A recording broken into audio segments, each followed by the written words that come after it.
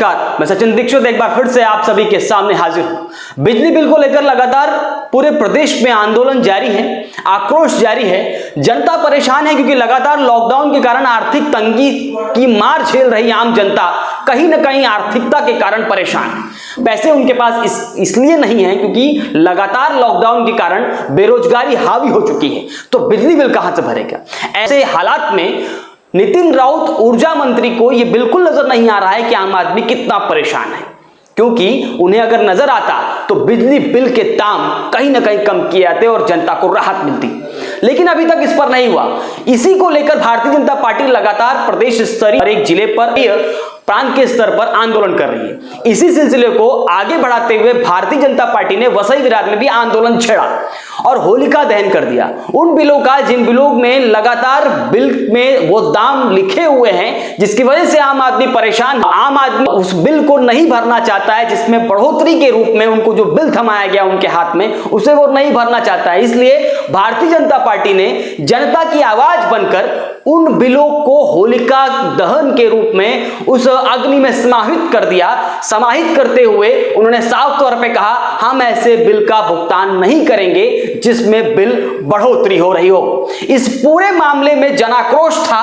Bharatiya Janata party का उद्धव सरकार पर तंज था, आरोप था, आक्रोश था, तो कहीं ना कहीं आम जनता भी परेशान नजर आई।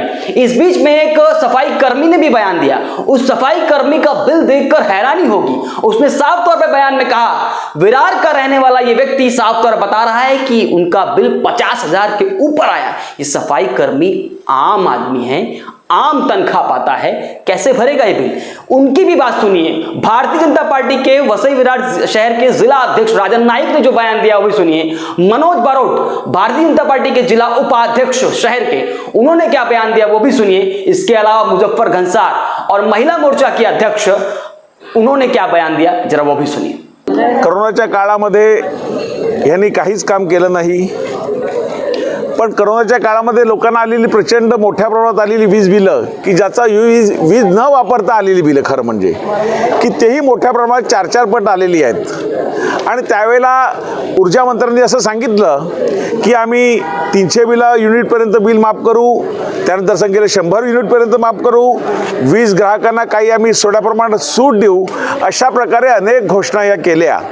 परंतु दुर्दैवाने या दिवाळीसारख्या सणाच्या दिवशी वीज या ज्या ऊर्जा मंत्र्यांनी नितीन राऊत साहेबांनी जो लोकांना 440 व्होल्टेजचा जो शॉक दिला की ह्यापुढे लोकांना वीज ग्राहकांना वीज बिल भरणंच भाग आहे, अशा प्रकारे जो शॉक दिला, त्याचा निषेध करण्यासाठी आजचं हे भारतीय जनता पार्टीचे संपूर्ण महाराष्ट्रभर आंदोलन आहे। त्याचप्रमाणे आम्ही नाहसोपारामध्येही आंदोलनच करत आहोत।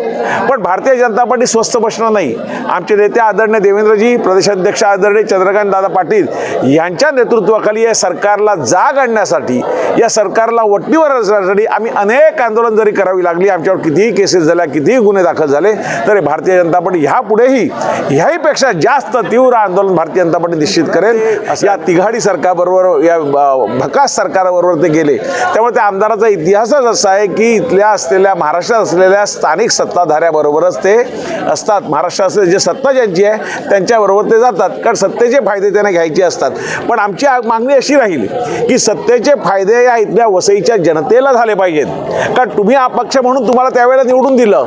आताही तुमचा छोटा पक्ष आहे, 3 आमदाराचा पक्ष आहे, पण त्या पक्षाची ताकद वापरून या वसई विरारचा विकास ज्या पद्धतीने व्हायला पाहिजे होता, तुम्ही त्या सरकारला प्रेशर टाकून की तुमचं बिल 4-4.5 लाखाचं आहे ते सांगितलं आपल्या ऑफिसमध्ये बसून की वीज बिल भरू नका, मलाही 5 लाखाचं बिल आहे, पण त्यासाठी तुम्ही रस्त्यावर कुठे उतरलेत। आमदार म्हणून या वसईच्या जनतेचं तुम्ही प्रतिनिधित्व करायला पाहिजे होतं।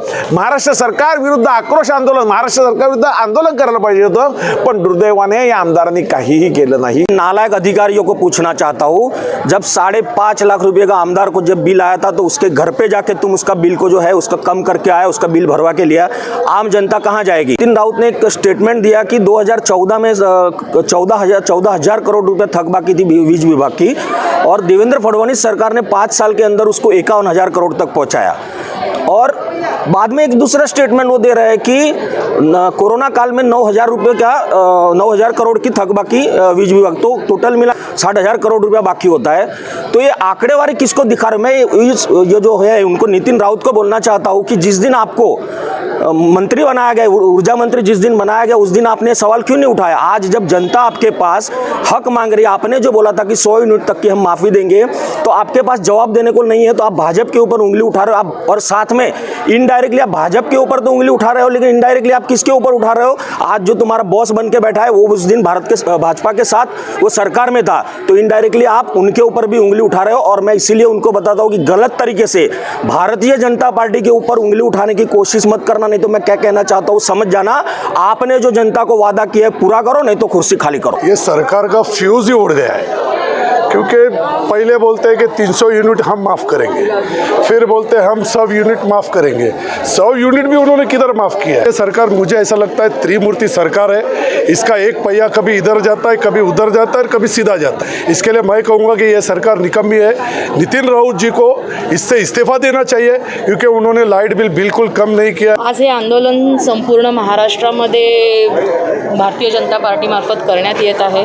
अनेक वेळा MSEBीच्या अधिकाऱ्यांना भेटून वीज बिलाबद्दल चर्चा करून नागरिकांना ह्या त्रासातून मुक्त कसं करता येईल त्यासाठी आम्ही सातत्याने प्रयत्न करत होतो। मुख्यमंत्र्यांनी आधी सांगितलं माझे कुटुंब माझी जबाबदारी, त्यानंतर लाईट बिलाचा प्रश्न आल्यानंतर प्रत्येकाने लाईट बिल भरायचं, म्हणजे मग असंच बोलावं लागलं की माझे कुटुंब माझी जबाबदारी आणि माझं लाईट बिल माझी जबाबदारी। एका सफाई कर्मचाऱ्याला जर 50,000च्या वरती बिल येतंय आणि ते त्यांनी भरावं, MSEBीला गेल्यानंतर तिथले अधिकारी सांगतात तुम्ही आधी बिल भरा, त्यानंतर आम्ही बघू तुमचं युनिट काय आहे कसं आहे, आणि मग जर कमी होत असेल तर तुमचं बिल तुम्हाला पुढे ॲडजस्ट करून देण्यात येईल। नेहमीच महिला मोर्चा तुम्ही बघत असाल संपूर्ण महाराष्ट्रात जनतेच्या प्रत्येक प्रश्नासाठी जसं आक्रमक आहोत, तसंच लाईट बिलाचा हा प्रश्न आहे ह्यासाठीही महिला मोर्चा आक्रमक सतत राहणार जोपर्यंत नागरिकांना ह्याच्यातून सवलत मिळत नाही। क्या नाम है आपका? राजपाल गोरी। क्या हुआ आपके साथ, कितना बिल मैं आया? अचोले डोंगर पे रहता हूँ, सफाई कामगार हूँ। मेरा 53,760 रुपये बिल आया है। तो 53,760 बिल आया मेरा, तो अभी सफाई कामगार किधर से भरेगा? 7,000 मेरा पगार है। बिल बढ़ा, आपने बिजली विभाग के कर्मचारियों से बात किया। मैं आया इधर, वो लोग बोले कि ये बिल तेरे को भरना ही पड़ेगा, रीडिंग के हिसाब से आया है।